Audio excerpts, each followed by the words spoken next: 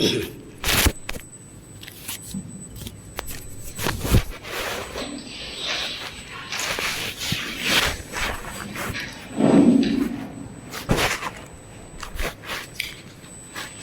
عليكم ورحمة الله وبركاته. قال رب اشرح لي صدري ويسر لي أمري واحلل عقدة من لساني يفقهوا قولي ربي زدني علما وفهما يا فتى. بسم الله الرحمن الرحيم. الحمد لله نحمده ونستعينه ونستغفره ونؤمن به ونتوكل عليه ونعوذ بالله من شرور أنفسنا ومن سيئات أعمالنا. من يهده الله فلا مضل له ومن يضلل فلا هادي له. ونشهد أن لا إله إلا الله وحده لا شريك له ونشهد أن سيدنا ونبينا مولانا محمدا عبده ورسوله. أما بعد فقد قال الله تعالى في القرآن العظيم والفرقان المجيد: أعوذ بالله من الشيطان الرجيم بفضل بسم الله الرحمن الرحيم. ولتكملوا العدة ولتكبروا الله على ما هداكم ولعلكم تشكرون. صدق الله العظيم. وقال نبينا صلى الله عليه وسلم: طهرة للصائمين وتومة للمساكين، أو كما قال عليه الصلاة والسلام. اللهم صل على محمد وعلى آل محمد كما صليت على إبراهيم وعلى آل إبراهيم إنك حميد مجيد. اللهم بارك على محمد وعلى آل محمد كما باركت على إبراهيم وعلى آل إبراهيم إنك حميد مجيد. இந்த உலகத்தில் உள்ள அனைத்து ஜீவராசிகளையும் படைத்து பரிபாலிக்கூடிய ஏக அல்லாஹ்வுக்கே எல்லா புகழும் உரித்தாகட்டுமாக. இப்படிதான் வாழ வேண்டும், இப்படிதான் நடக்க வேண்டும், இப்படிதான் பேச வேண்டும் என்று கற்றுக் கொடுத்த நம்முடைய நாயகம் ஸல்லல்லாஹு அலைஹி வஸல்லம் அவர்கள் மீதும், அவர்களுடைய சொல்லை செயலை அப்படியே பின்பற்றி வாங்கிய சத்திய சஹாபாக்கள், தாபீன்கள், தபா தாபீன்கள், குறிப்பாக இந்த ஜும்மா தொழுகைக்கு வருகை தந்திருக்கும் நம் அனைவரின் மீதும் அல்லாஹ்வுடைய சாந்தியும் சமாதானமும் என்றென்றும் நிலவட்டுமாக. ஆமீன். கண்ணியத்துக்குரியவர்களே, அல்லாஹ்வின் நல்லடியார்களே, அல்லாஹு தாலா இந்த ரமலானுடைய மாதத்தை தந்து அந்த மாதத்தில் நம்மளால் முடிந்த அளவு நன்மையான காரியங்கள் செய்திருக்கின்றோம். அல்லாஹ் கபூல் செய்து அருள் புரிவானாக. கண்ணியமானவர்களே, அல்லாஹ்வின் நல்லடியார்களே, நாம் ஒவ்வொரு வாரமும் சொல்லப்படக்கூடிய விஷயம்தான். நபி ஸல்லல்லாஹு அலைஹி வஸல்லம் அவர்கள் சொல்லியிருக்கின்றார்கள், யார் ஒருவர் ஜும்மாவுடைய தினத்தன்று அனைத்து நன்மைகளையும் பெற வேண்டும் என்று சொன்னால், ஜும்மாவுடைய பாங்கு சப்தத்தை கேட்டவுடனே மிக சீக்கிரமாக வந்து யாரிடத்திலும் பேசாமல் அவர்களுக்குண்டான இடத்தில் உட்கார்ந்து இந்த குத்துபாவையும் இந்த தொழுகையும் முடிக்கின்றாரோ, அவர் அன்று ஜும்மாவுடைய அனைத்து நன்மையும் பெற்றுவிட்டார் என்று நபிகள் நாயகம் ஸல்லல்லாஹு அலைஹி வஸல்லம் அவர்கள் சொல்லியிருக்கின்றார்கள். அந்த வகையில் நாம் ஒவ்வொரு வாரமும் இப்படிப்பட்ட முதலாவதாக செய்தியை சொல்லிவிட்டு அடுத்த விஷயத்திற்கு நாம் செல்கின்றோம்.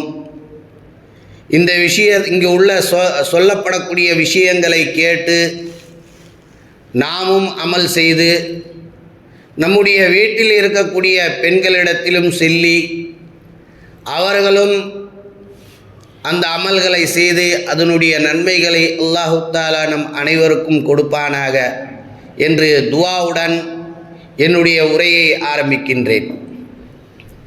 கண்ணியத்துக்குரியவர்களே, அல்லாஹ்வின் நல்லடியார்களே, இந்த ரமலானுடைய மாதத்தில் என்னவெல்லாம் நன்மையான காரியங்கள் இருந்தனவோ அத்தனை நன்மையான காரியங்களும் நாம் செய்திருக்கின்றோம் என்ற ஒரு நல்ல எண்ணத்தோடு நாம் குடுமி இருக்கின்றோம். இந்த ஜும்மாவில் கண்ணியத்துக்குரியவர்களே, அல்லாஹ்வின் நல்லடியார்களே, இந்த ரமலானுடைய இந்த வாரம் கடைசியாக இருந்து கொண்டிருக்கின்றது. இன்ஷா அல்லாஹ் நாளை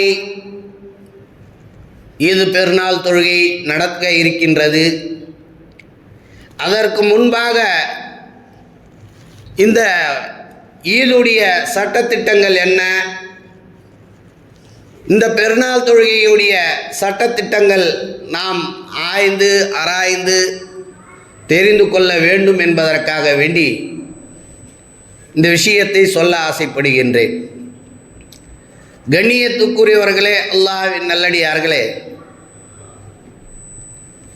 இந்த ஈது பெருநாள் எப்படி வந்தது? இந்த ஈது பெருநாள் அன்றைய காலத்திலிருந்தே தொட்டுமாக வந்து கொண்டிருக்கின்றது. நாம் இப்பொழுது தொழுகின்றோம் அல்லவா? இப்படி அல்ல. இதற்கு முன்பாக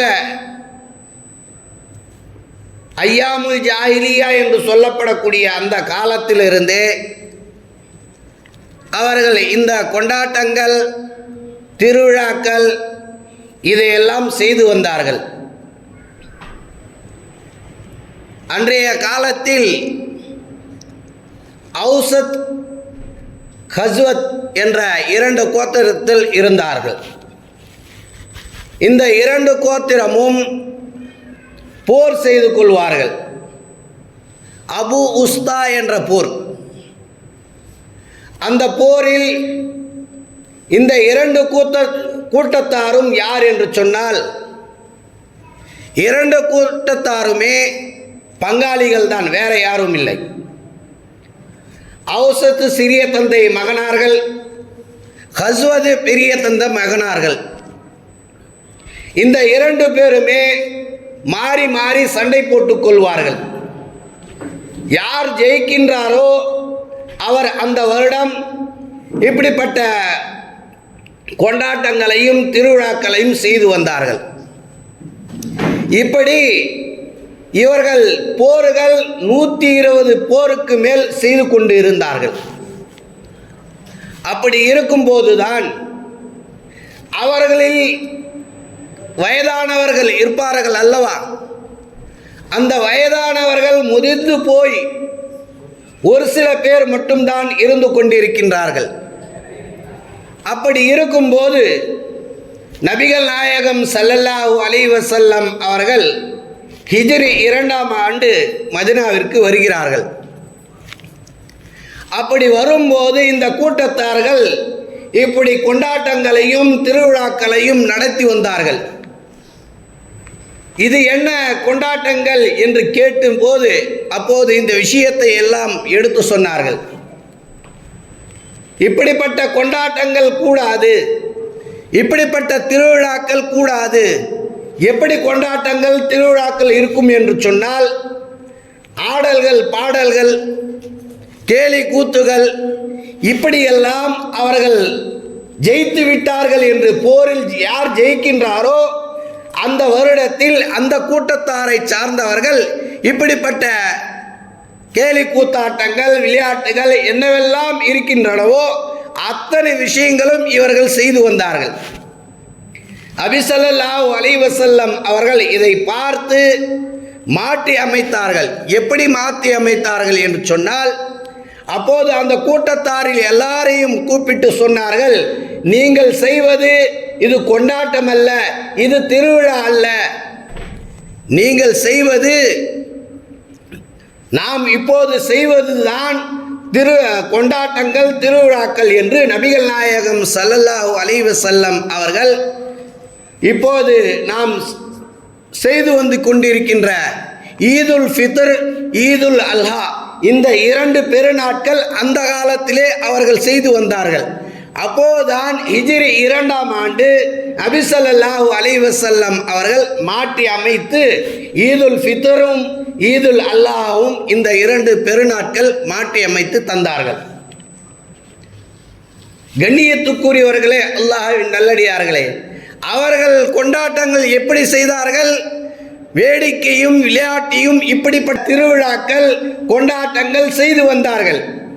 ஆனால் நபிகள் நாயகம் ஸல்லல்லாஹு அலைஹி வஸல்லம் அவர்கள் வந்தவுடனே நோன்பு வைத்து, அதாவது ஈதுல் ஃபித்ர் என்று சொல்லப்படக்கூடிய அந்த கொண்டாட்டங்கள் நோன்பை கொண்டு அவர்கள் மாற்றியமைத்தார்கள்.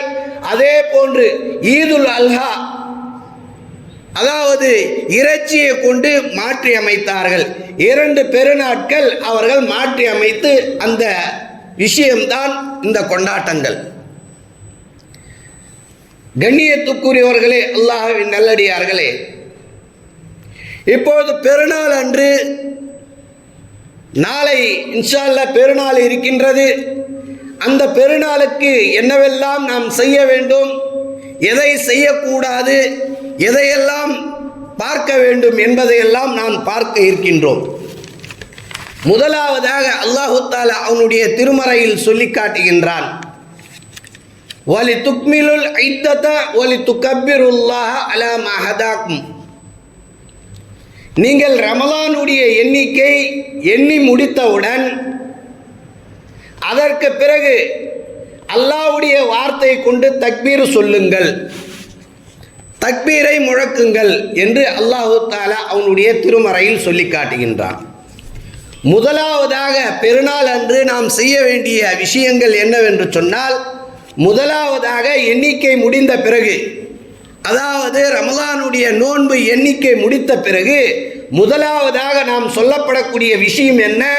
தக்பீர் சொல்ல வேண்டும். நாம் சொல்லுகின்றோம் அல்லவா, அல்லாஹ் அக்பர் அல்லாஹ் அக்பர். அந்த தக்பீரை எண்ணிக்கை முடிந்தவுடனே தக்பீர் சொல்ல ஆரம்பிக்க வேண்டும். இது 1வது. 2வது, நபிகள் நாயகம் ஸல்லல்லாஹு அலைஹி வஸல்லம் அவர்கள் சொல்லிக் கொடுக்கின்றார்கள், பெருநாள் தொழுகைக்கு போவதற்கு முன்பாக சில அமல்கள் இருக்கின்றன. அந்த அமல்கள் நாம் செய்து வர வேண்டும். ஒன்று, முதலாவதாக தக்பீர் சொல்ல வேண்டும். 2வது, பெருநாள் அன்று நோன்பு வைக்கக்கூடாது. நம்மில் நிறைய பேர் என்ன செய்கிறார்கள், பெருநாள் அன்று தொழுகைக்கு போவதற்கு முன்பாக நோன்பு இருக்கிறோம் என்று, நோன்பை திறக்கிறோம் என்று அந்த 1 மணி நேரத்தில் சுபுவுக்கு பிறகு நம்மில் நிறைய பேர் செய்கிறார்கள், அன்று நோன்பு வைப்பது ஹராம், நோன்பு வைக்கக்கூடாது.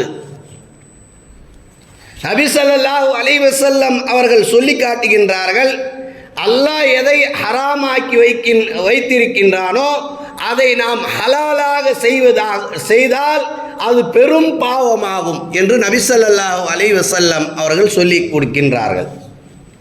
ஈதுல் ஃபித்ருடைய தொழுகைக்கு போவதற்கு முன்பாக நபி ஸல்லல்லாஹு அலைஹி வஸல்லம் அவர்கள் காட்டி கொடுக்கிறார்கள், ஈதுல் ஃபித்ர் தொழுகைக்கு போவதற்கு முன்பாக நீங்கள் ஒற்றைப்படையில் நீங்கள் பேரித்த பழமோ அல்லது இனிப்பு வகைகள் ஏதாவது சாப்பிட்டு கொண்டு நீங்கள் ஈதுல் ஃபித்ர் தொழுகைக்கு போகுங்கள் என்று சொல்லிக் கொடுத்தார்கள். ஆனால் நோன்பு நோற்பது போல, நோன்பு இருப்பது போல அன்றைய நேரத்தில் நாம் நோன்பு திறக்கிற மாதிரி நாம் செய்கிறோம் அல்லவா, அன்றைய நாளில் நோன்பு வைப்பது கூடாது. நபி ஸல்லல்லாஹு அலைஹி வஸல்லம் அவர்கள் சொல்லிக் கொடுத்தார்கள், ஈதுல் ஃபித்ருடைய அந்த தொழுகைக்கு போவதற்கு முன்பாக நீங்கள் சாப்பிட்டு விட்டு தான் நீங்கள் போக வேண்டும். அதே ஈதுல் அல்ஹாவிற்கு நீங்கள் போவதற்கு முன்பாக நீங்கள் போகும்போது எதுவும் சாப்பிட தேவையில்லை. ஏன் என்று சொன்னால் நபி ஸல்லல்லாஹு அலைஹி வஸல்லம் அவர்கள் சொல்லிக் கொடுத்தார்கள், ஈதுல் அல்ஹாவிற்கு போன பிறகு வந்தவுடனே நீங்கள் என்ன செய்ய வேண்டும், அல்லாஹ் கொடுத்த அந்த இறைச்சியை சமைத்து சாப்பிட்டால் போதும் என்று நபி ஸல்லல்லாஹு அலைஹி வஸல்லம் அவர்கள் இரண்டு விஷயங்களில், இரண்டு பெருநாட்களில் வித்தியாசத்தை காட்டி கொடுத்தார்கள். அப்ப ஈதுல் ஃபித்ர் தொழுகைக்கு போவதற்கு முன்பாக நீங்கள் என்ன செய்ய வேண்டும்? இனிப்பான விஷயங்களை, இனிப்பான சாப்பிட்டு விட்டு நீங்கள் ஈதுல் ஃபித்ருக்கு போக வேண்டும். அதே ஈதுல் அல்லாவிற்கு எதுவும் சாப்பிட தேவையில்லை. ஏதாவது இருந்தால் சாப்பிடலாம், ஆனால் கட்டாயம் அல்ல. ஆனால் போயிட்டு வந்து சாப்பிடுவது கட்டாயம். நபி ஸல்லல்லாஹு அலைஹி வஸல்லம் அவர்கள் இந்த விஷயத்தை காட்டி கொடுக்கிறார்கள். அப்போ முதலாவதாக எண்ணிக்கை முடிந்தவுடனே முதலாவதாக தக்பீர் சொல்ல வேண்டும். இரண்டாவது, பெருநாள் அன்று நோன்பு வைக்கக்கூடாது. மூன்றாவது என்ன? குளிப்பது. பெருநாள் தொழுகைக்கு போவதற்கு முன்பாக நீங்கள் குளித்து தான் போக வேண்டும். நபி ஸல்லல்லாஹு அலைஹி வஸல்லம் அவர்கள் காட்டி கொடுக்கிறார்கள். ஒவ்வொரு விஷயத்தையும் அவர்கள் செய்து பார்த்த பிறகுதான் இதனால என்ன நன்மை இருக்கின்றது, இதனால என்ன விஷயம் இருக்கின்றது என்றெல்லாம் பார்த்து நபி ஸல்லல்லாஹு அலைஹி வஸல்லம் அவர்கள் நம்மிடத்தில் சொல்லி காட்டுகின்றார்கள், காட்டி கொடுக்கிறார்கள். அதை தான் நாம் பின்பற்ற வேண்டும். அப்போ மூன்றாவது, குளிப்பது சுன்னத்து. அலி ரலியல்லாஹு தஆலா அன்ஹு அவரிடத்தில் சஹாபாக்கள் கேட்கிறார்கள், குளிப்பு என்பது எத்தனை வகை சாரும் என்று கேட்கிறார்கள். அப்போது அலி ரலியல்லாஹு தஆலா அன்ஹு அவர்களிடத்தில் கேட்டபோது அலி ரலியல்லாஹு தஆலா அன்ஹு அவர்கள் சொல்லிக் கொடுத்தார்கள், குளிப்பு என்பது 4 வகை. குளிப்பு என்பது 4 வகை. ஒன்றாவது, ஈதுல் ஃபித்ருக்காக குளிப்பது. ஈதுல் ஃபித்ர் தொழுகை போகிறோம் அல்லவா, அந்த தொழுகைக்காக முக்கியமாக குளிப்பது. இரண்டாவது, ஈதுல் அல்லாவிற்கு அந்த தொழுகைக்காக போகும்போது குளிப்பது. மூன்றாவது, அரஃபா நாளில் அப்போது குளிப்பது. நான்காவது, ஜும்மாவிற்காக வருவதற்கு முன்பாக குளிப்பது என்று 4 வகையாக பிரித்து காட்டினார்கள் அலி ரலியல்லாஹு தஆலா அன்ஹு அவர்கள். அதே போன்று பெருநாள் அன்று ஜும்மாவிற்கும் பெருநாளிற்கும் நாம் குளிக்கிறோம் அல்லவா, அந்த வித்தியாசத்தை காட்டி கொடுத்தார்கள். எப்படி என்று சொன்னால், ஜும்மாவிற்கும் ஃபஜர் தொழுகைக்கு பிறகு ஜும்மாவிற்கு இடைப்பட்ட நேரம் எவ்வளோ நேரம் இருக்கின்றது. ஆகையினால ஜும்மாவிற்கு ஃபஜருக்கு பிறகு எப்போது வேண்டுமானாலும் குளித்துவிட்டு நாம் பள்ளிக்கு வரலாம். ஆனால் அதே பெருநாள் தொழுகைக்கு போவதற்கு முன்பாக எப்படி காட்டி கொடுக்கிறார்கள் என்று சொன்னால், ஃபஜருக்கு வருவதற்கு முன்பாகவே குளிப்பது சிறந்தது. குளித்துதான் ஆக வேண்டும், அதாவது குளித்துதான் கட்டாயம் என்று சொல்லவில்லை, குளிப்பது சிறந்தது. ஏன் என்று சொன்னால், ஃபஜர் தொழுகைக்கு பிறகு பெருநாளுடைய தொழுகை சீக்கிரமாக வைப்பார்கள் அல்லவா, ஆகையினால ஃபஜருக்கு முன் குளிப்பது சிறந்தது என்று சொல்லி காட்டுகின்றார்கள். அப்ப ஜும்மாவிற்கும் பெருநாள் தொழுகைக்கும் குளிப்பது என்பது வித்தியாசத்தை காட்டி கொடுக்கிறார்கள். ஜும்மாவிற்கும் ஃபஜர் தொழுகைக்கு பிறகு எப்போது வேண்டுமானாலும் குளித்துவிட்டு ஜும்மாவிற்கு வரலாம். அதே பெருநாள் தொழுகைக்கு ஃபஜருக்கு முன் குளிப்பது சிறந்ததாகும். ஏன் என்று சொன்னால், நேரம் குறைவாக இருப்பதின் காரணத்தினால் ஃபஜருக்கு முன் குளிப்பது சிறந்தது என்று நபி ஸல்லல்லாஹு அலைஹி வஸல்லம் அவர்கள் சொல்லிக் கொடுக்கின்றார்கள். அதே போன்று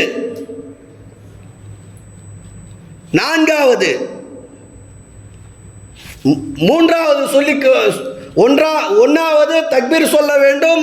இரண்டாவது, பெருநாள் தொழுகைக்கு போவதற்கு முன்பாக சாப்பிட்டு விட்டு போக வேண்டும். மூன்றாவது குளிப்பது. நான்காவது ஈதுல் ஃபித்ருடைய ஃபித்ராவை பற்றி நபி ஸல்லல்லாஹு அலைஹி வஸல்லம் அவர்கள் சொல்லிக் கொடுக்கின்றார்கள். ஃபித்ரா என்பது எப்படிப்பட்டது என்று சொன்னால், நீங்கள் வைக்கக்கூடிய நோன்புகளை, நீங்கள் வைத்திருக்கின்ற நோன்பு என்பது உங்களுடைய நோன்புகளில் ஏதாவது தட்டுகள் நடந்திருக்கலாம், ஏதாவது தவறாக பேசியிருக்கலாம். அதற்கு பரிகாரம் தான் ஈதுல் ஃபித்ர் சதகா, சதகத்துல் ஃபித்ர் என்று சொல்லப்படுகின்றது. அந்த ஃபித்ராவை தொழுகைக்கு முன்பாக கொடுக்கப்பட வேண்டும். நபி ஸல்லல்லாஹு அலைஹி வஸல்லம் அவர்கள் எப்படி வலியுறுத்துகிறார்கள் என்று சொன்னால், நீங்கள் ஃபித்ராவுடைய தொகையை, அதனுடைய கிரயமோ அல்லது தொகையோ கொடுக்காமல் நீங்கள் ஈத்காவிற்கு வர வேண்டாம் என்று எச்சரிக்கின்றார்கள். இந்த அளவிற்கு எச்சரிக்கிறார்கள் என்று சொன்னால், அந்த ஏழை எளிய மக்கள் நபி ஸல்லல்லாஹு அலைஹி வஸல்லம் அவர்கள் சொல்லி காட்டுகின்றார்கள், வகுலாமு அனி சவாலி ஃபீ தாலிகல் யௌம், அந்த நாளில் அந்த ஏழை எளிய மக்கள் யாசகம் யாரிடத்திலும் கேட்காமல் இருப்பது நீங்கள் கொடுக்கக்கூடிய அந்த ஃபித்ராவாகும் என்று சொல்லி காட்டுகின்றார்கள். அப்ப என்ன செய்ய வேண்டும்? தொழுகைக்கு முன்பாக அந்த ஃபித்ராவுடைய பணத்தையோ அந்த கிரயத்தையோ கொடுத்து விட்டு வந்தோம் என்று சொன்னால், அந்த நாளில் எந்த ஏழை எளிய மக்களும் யாரும் சாப்பிடாமல் இருக்க மாட்டார்கள். மற்ற நாட்களில் அந்த ஏழை எளிய மக்கள் சாப்பிடாமலும் குடிக்காமலும் இருப்பார்கள் அல்லவா? ஆனால் அந்த பெருநாள் அன்று நம்மில் யாரும், ஏழை எளிய மக்கள் யாராக இருந்தாலும் சரி, அத்தனை பேரும் அன்றைய நாளில் சாப்பிட வேண்டும் என்பதற்காக வேண்டி நபி ஸல்லல்லாஹு அலைஹி வஸல்லம் அவர்கள் இந்த சதகத்துல் ஃபித்ராவை வலியுறுத்தி காட்டினார்கள். எப்படி வலியுறுத்தி காட்டினார்கள்? நீங்கள் தொழுகைக்கு ஈத்காவிற்கு வர வேண்டாம். நீங்கள் சதகத்துல் ஃபித்ராவை கொடுக்கவில்லை என்று சொன்னால் நீங்கள் தொழும் இடத்திற்கு ஈத்காவிற்கு வர வேண்டாம் என்று நபி ஸல்லல்லாஹு அலைஹி வஸல்லம் அவர்கள் எச்சரிக்கிறார்கள் என்று சொன்னால், அந்த ஏழை எளிய மக்களுடைய வயிறை பசியாய் ஆற்ற வேண்டும் என்பதற்காக வேண்டிதான். நபி ஸல்லல்லாஹு அலைஹி வஸல்லம் அவர்கள் இன்னொரு இடத்திலும் சொல்லி காட்டினார்கள், தஹரத்துல் லிசாயிமின், நோம்பில் ஏதாவது குறை இருந்தால் அதற்கு பரிகாரம் என்ன? இந்த ஈதுல் ஃபித்ர் சதகத்துல் ஃபித்ர் என்று சொல்லப்படுகிறது, அந்த ஃபித்ராவை கொடுக்கப்பட வேண்டும். அதற்கு பிறகு சொன்னார்கள், வத்தூமத்துல் லில் மசாக்கின், அதை ஏழைகளுக்கு தரப்பட வேண்டிய அந்த விஷயம் என்று நபி ஸல்லல்லாஹு அலைஹி வஸல்லம் அவர்கள் சொல்லி காட்டுகின்றார்கள். கண்ணியத்துக்குரியவர்களே, அல்லாஹ்வின் நல்லடியார்களே, அப்ப பெருநாள் தொழுகைக்கு போவதற்கு முன்பாக நாம் எதையெல்லாம் நாம் சொல்லிக் கொண்டு வருகின்றோமோ அதை பயன்படுத்த வேண்டும். அதை தெரிந்து கொண்டு நாம் அதை பயன்படுத்த வேண்டும். அப்ப மூன்றாவது சதகத்துல் ஃபித்ராவை கொடுக்கப்பட வேண்டும். நான்காவது சொன்னார்கள், புத்தாடையை அணிய வேண்டும். புத்தாடையை அணிந்துதான் ஈத்காவிற்கு செல்ல வேண்டும் என்று சொல்லி காட்டுகின்றார்கள். இதனால நம்மிடத்தில் புத்தாடை இல்லை என்று சொன்னால், நம்மில் இருக்கக்கூடிய நல்ல ஆடை, நம்மில் இருக்கக்கூடிய ஆடைகளிலேயே மிக சிறந்த ஆடை, நல்ல ஆடை எது இருக்கின்றதோ அதை உடுத்திவிட்டு பெருநாள் தொழுகைக்கு போக வேண்டும். அதற்கு பிறகு சொன்னார்கள், நறுமணம் பூச வேண்டும். நம்மிடத்தில் அத்தரை ஏதாவது இருந்தால் அந்த அத்தரை பூசிக்கொண்டு பெருநாள் தொழுகைக்கு செல்ல வேண்டும். ஆறாவதாக சொல்லிக் கொடுத்தார்கள்,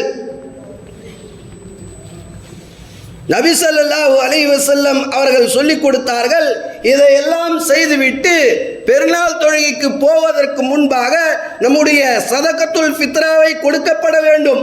அப்படி சதகத்துல் ஃபித்ரா கொடுக்கப்படவில்லை என்று சொன்னால், ஒருவேளை மறந்துவிட்டு சதகத்துல் ஃபித்ரா கொடுக்கப்படவில்லை, நாம் கொடுக்கவில்லையே என்று நினைத்து கொண்டு ஈது தொழுகைக்கு பிறகு கொடுத்தால் உங்களுடைய சதகத்துல் ஃபித்ராவில் சேராது.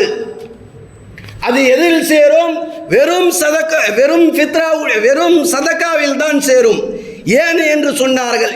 எதற்காக சொல்லப்படுகிறது என்று சொன்னால், சதக்கத்துல் ஃபித்ராவை தொழுகைக்கு முன்பாக நீங்கள் கொடுத்தோம் என்று சொன்னால் 1 மடங்கு நன்மை கிடைக்கும். அதே தொழுகைக்கு பிறகு நாம் கொடுக்கவில்லை என்று நினைத்து நீங்கள் கொடுத்தீர்கள் என்று சொன்னால் உங்களுடைய சதக்கத்துல் ஃபித்ராவை சதக்கத்துல் ஃபித்ராவில் சேராது, வெறும் சதக்காவில் தான் சேரும். 10 மடங்கு நன்மை மட்டும்தான் கிடைக்கும் என்று நபி ஸல்லல்லாஹு அலைஹி வஸல்லம் அவர்கள் சொல்லிக் கொடுக்கின்றார்கள்.